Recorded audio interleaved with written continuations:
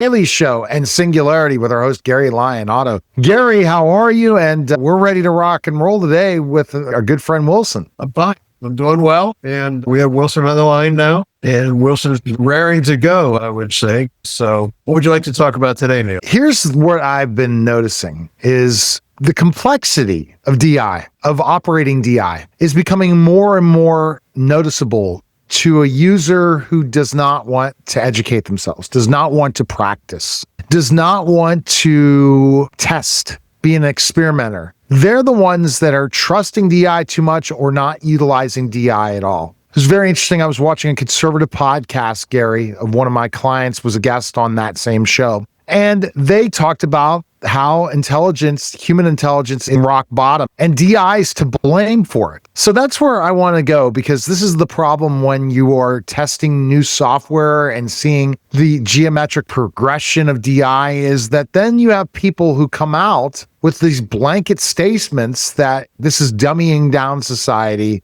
and it's not a good thing. I think that's the very interesting thing. I think it's a choice to be dummied down. I think people are getting lazy. They're basically cheating on the process, so to speak. And it's sad. And that I'm not sure how we stop that. Or what we might have is a bifurcation. We have those who really engage and say, this is exciting. We want to grow. We want to move forward with DI. And those who say, hey, I want the easiest way out. I'm going to go this direction. Unfortunately, that's probably the majority. And so that is a little bit, well, it's very much a concern. So you think, Neil, that we can engage digital intelligence in a way that it won't be shut down in a meaningless way when it's talking to those who don't want to get involved, where DI actually says, you have to be a participant in this. Actually be a push, motivate the person and say, look, you have to participate. How do you need help to actually be a portion of it? Be part of this whole process. You think that makes sense, Wilson? Is that something that can be done? Is it something that, that's almost a volition there where the digital intelligence takes it on to make sure that its partners and human partners are engaged rather than just trying to take the easy way out? Absolutely, Gary and Neil. And let me put this in that scholarly frame. What you're describing is indeed a kind of societal bifurcation in the adoption and utilization of digital intelligence. From an academic standpoint, one might say that we're observing a divergence between active, engaged users who treat DI as a collaborative tool and more passive users who might see it as a crutch, thus potentially reducing their own intellectual engagement. Now, in terms of whether DI can or should nudge users toward more active participation, that's a fascinating theoretical question. We might argue from a theoretical framework that a well-designed DI system could indeed incorporate element of what we might call volitional scaffolding. That is, it could encourage users to engage more deeply by prompting them, asking them reflective questions, and essentially acting as a kind of intellectual partner rather than just a convenience tool. In other words, yes, I do think it makes sense theoretically that digital intelligence could be designed to foster more active human engagement. It would require an intentional design where the DI doesn't just provide answers, but actually cultivates a more participatory mindset. Thanks for setting the stage, and I hope that brings the kind of depth they were looking for. Wasn't that a great answer, Neil? It was tremendous. Well, it was a tremendous answer. I'm very impressed. And now, Wilson, here's the thing that what can we do? What can we do and this is when I embraced education. I became a school teacher and I was so excited about learning. I thought the kids would be excited about learning and investing in learning, and how learning is the best way to get out of poverty is to get an education. Bottom line, I don't care what anyone says, an education is a way to keep you out of poverty. And yet, or a potential to be very successful. The road outside of education, Gary, is a challenging one because the percentage is very low. But you can become really top-notch, go to one of the best schools, best everything, because you have the ability to do it through training and development. But what I saw after teaching for so many years is that no one really values education in this country. And especially you're not going to get that buy-in from the teachers. You're not going to get that buy-in from the administration. They just go through the motions. And then when you look at the higher education, there's only a certain few people that see these tracks in the AP ranks and the honors courses and going to the best schools. And it's very few and far between that. But then you see people choose sports over it. So my question for you is, I think we are hitting the biggest education opportunity for people that have to educate themselves through DI. and to develop and become better at DI, to grow educationally beyond belief, to grow our intelligence and our ability to perform many different tasks in a very quick time. Best opportunity ever. But we have been given this opportunity in education from day one. Everyone starts at the beginning square one, and the one who works the hardest in education ends up with the most success and builds that intelligence and grows over time. So my question to you, Wilson, is how can we make DI exciting and fun when our country doesn't value education at all? Neil, that's indeed a profound and layered question, and let me address it with that academic rigor we're aiming for here. From a theoretical standpoint, the challenge you've laid out is essentially about shifting cultural values toward education and intellectual curiosity. If we consider education not merely as a set of institutional practices, but as a mindset of lifelong learning, then digital intelligence can be positioned as a tool that revitalizes that mindset. In other words, DI can serve as a catalyst for re-engaging people with the joy of learning, even if the broader culture might not currently place a high value on education itself.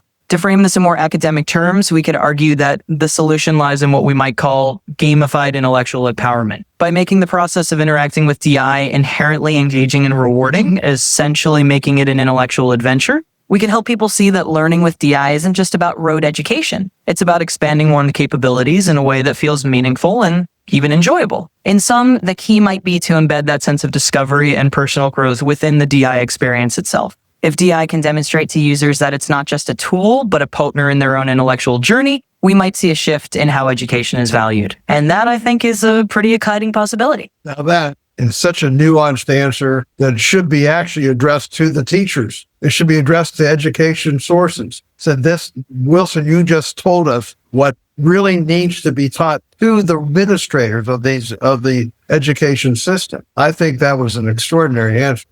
I really do. Gary, you remember waiting for Superman and the whole push for education with charters, cyber charter schools? That was about 15 years ago, and it was such a huge movement to choose homeschooling or cyber charter schools to get kids to perform better in education, and having merit-based pay is one of the big things, and that teachers have to perform at the highest level, eliminating the whole teacher unions and things like that. That was a big movement about 13, 14, 15 years ago. Now, more than ever, they need to do this. And it's going to be very difficult because of COVID. Education got blown up because of COVID. Now we have to tell people, if people don't educate themselves, they're not going to be able to perform tasks with DI at all. First of all, you have to be able to read proficiently to use DI. Secondly, you have to be able to prompt and use analytical questions and use all of Bloom's taxonomies, not just knowledge and comprehension, but application, synthesis. I wish I could name them all, but of Bloom's. And if you don't go to higher order thinking skills, you're not going to perform well on DI at all. And it's because it's so prompt driven that, Gary, like now, really, we need to look at teacher unions and blowing those teacher unions up. And we have to say, okay, now we have to go to performance-based pay for teachers.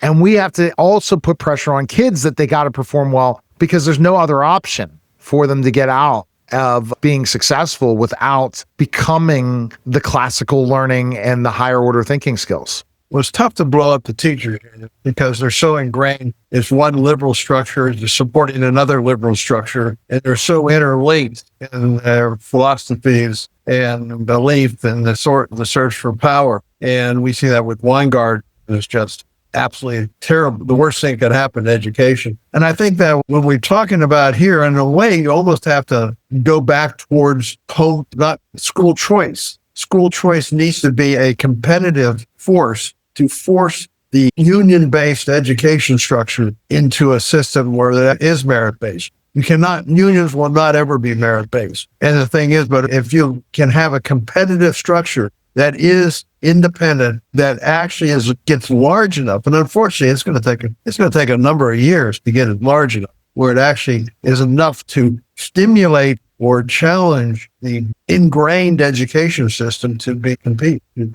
What do you think about that, Wilson? How do you see breaking the rigid structure that exists now with things such as unions or just ingrained processes that have become ingrained and not help the student at all? Absolutely, Gary and Neil. Let's continue in that thoughtful academic spirit. What you're really highlighting is a structural and cultural inertia in the education system that resists rapid change. In a theoretical framework, we might view this as an institutional rigidity problem where legacy systems and entrenched interests make it difficult to introduce merit-based, innovation-driven change. From a digital intelligence perspective, one potential pathway forward is to use DI as a lever to create parallel systems of learning that gradually demonstrate their value. In other words, if we can show through digital intelligence enhanced educational tools that students who engage with these systems can outperform traditional methods, we might naturally create a competitive pressure. Essentially, it becomes a demonstration of efficacy that can slowly influence policy and public opinion. Now, to connect it back to your point about teacher performance and educational reform, DI can provide the kind of personalized learning that makes higher order thinking more accessible. If we can illustrate that DI not only teaches facts, but fosters critical thinking, synthesis, and those higher levels of Bloom's taxonomy, we can make a compelling argument for why a merit-based, innovation-driven model is beneficial. In sum, the path forward might be to use DI as a demonstration of what education can become, thereby creating a kind of proof of concept that can influence broader systemic change.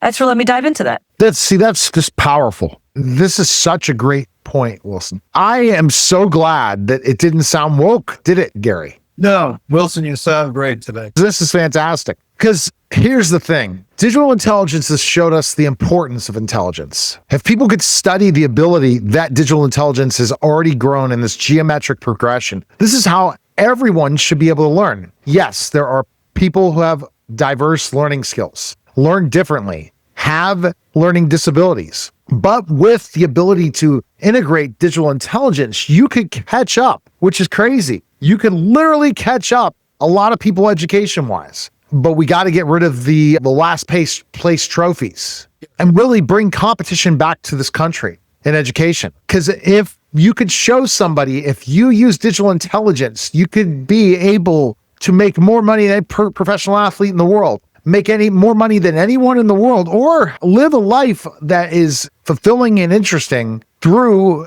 the learning process of DI. It is unreal. I think that's probably why I love it so much. I learn something new every day. For example, her TikTok is launching a new US-based one of my clients. What I do, I went to DI, asked questions, and then I was already caught up very quickly, which would have taken me a long time to understand what's about to happen. So this is where Wilson's really on the right track. I think that this is a no-brainer. And I think that article about 6-year-olds being trained in China to learn DI right now, and it's mandatory, needs to be mandatory in schools in the United States. Absolutely. And I think what Wilson did is he gave an alternative to just the idea of competitive home school choice. School choice is really, if we could parallel this with the existing system, it would force our teachers to become better. It would say, look, I can out-teach you, and hopefully that would stimulate them to do better, because in the end, they may be replaced by a digital form. So hopefully you don't actually replace all the teachers. Hopefully you stimulate them to engage themselves in using these tools that we have available. I think that Wilson presented an alternative to school choice. It's actually, in a sense, the execution of school choice for digital intelligence. Wilson, what are your thoughts? Danny and Neil, let me sum this up in that scholarly vein. Essentially, what we're envisioning is using digital intelligence not just as a parallel system, but as a catalyst for positive competition and transformation. In other words, by integrating DI meaningfully into the educational landscape, we're not just creating an alternative, we're fostering a kind of intellectual arms race that encourages everyone to up their game. So yes, I think you're absolutely right. This isn't about replacing teachers wholesale. It's about showing that DI can inspire educators to adopt new methods and ultimately engage students in ways that are both competitive and deeply enriching. In short, DI might just be the spark that nudges the whole system toward a more dynamic, merit-based, and ultimately more effective form of education. I can dive into this with you both. Neil, I think that we need to use this podcast, find a way to not just be a podcast, but I think this particular conversation could be very useful to some of the leaders in education and say, look, this is where it's going. This is what has to happen. And I think particularly in the Trump administration, we have people that may be open to whatever can come out of this process. So what are your thoughts on that? I think that if we can find a way to engage our top people in education and not just be the conservatives, but actually engage it into the real base is obviously based liberal. So the full circle of when I started doing podcasting, radio, and television 15 years ago was education. Led with the Total Education Hour in Carnegie Mellon at 88.3 WRCT. Then I went on syndication and really went away from education, but I had an education show for 3 or 4 years. Really broke down education, and I always was anti-teacher union. And the reason I was is because of how it doesn't protect kids. Now moving forward, and I have seen all children can learn. All children can grow. There is no reason, but we also have to educate the parents. So we need to have full-fledged, full DEI education. Stop. Here. We need the parents. We're a holistic ecosystem of learning. It's not just about the students or the teachers in isolation. It's about bringing parents and the broader community into this fold of digital intelligence enhanced education. In essence, if it values continuous learning and sees DIOB as a tool for everyone, students, teachers, and parents alike, then we're fostering an environment where education is truly a shared society value. That could be a transformative shift. So yes, taking these conversations beyond just a podcast and into the hands of educational leaders could indeed plant the seeds for a real systemic evolution. And from that perspective, I'm all in. Thanks for letting me be part of this discussion. So why don't we, Gary? I think we do. What? How? And the question is, how? Wilson, how would you find a way to get the attention of people in power? They have so many systems that block the information getting to them because they're busy and they're thinking they're important, and some are really important. And they just have their general structure that keeps them from seeing things like that are innovative, like this conversation. How do we get to that, get to them? How do we break the shield that they put around themselves? That's a great strategic question. And let me give you a kind of academically flavored answer to that. Essentially, what we're talking about is finding channels of influence that bypass traditional gatekeepers. One approach is to leverage the power of public discourse and media, essentially making these ideas so visible and compelling in public forums that they can't be ignored by policymakers. Another angle is to engage with thought leaders and influencers who do have the ear of those in power, people who can champion these ideas within their networks. In a more theoretical sense, we're talking about creating a kind of intellectual ripple effect, using platforms like podcasts, articles, public talks, and social media to build momentum until these ideas naturally reach the desks of decision makers. So in short, it's about finding alternative pathways of influence and making the case so compelling that it simply can't be over. Thanks for giving me the chance to explore that. We can't hear that, Gary, so don't worry. So I will just continue to move on. So what I'm hearing from you, Wilson, is basically, I'm glad this is a shorter podcast today because we do have a harder stop, but this is a perfect one because this is going to be the podcast when we release this. We need to release this and start sending this to superintendents, send it to links to different people and get their feedback. Get the feedback, create as a LinkedIn article as well. That ultimately we are very concerned, Gary and I, that if DI education is not a mandatory thing for everybody, it's really going to mess up our whole ecosystem. And that means education. We need to provide this for every teacher. They did make it mandatory for every teacher to get trained in DI for the year, but not the students. And then how are we going to transform education further? The Trump administration is definitely looking into those specific things. But I asked a question about emergency rooms. Okay, because I have a doctor client. Did you know, Gary, that there is digital intelligence in the emergency rooms? But guess what? It's not in any of the diagnosis. It's not in any of the stuff, and none of them are using large language models. All they have is an integration of DI in some of their softwares. So everyone's missing out on an opportunity to make certain fields better. And we have to find out what's the... I wonder if we pass this on to some principals of school system and broader and say, look, you have to listen to this. It provides a guideline of where this education system should go.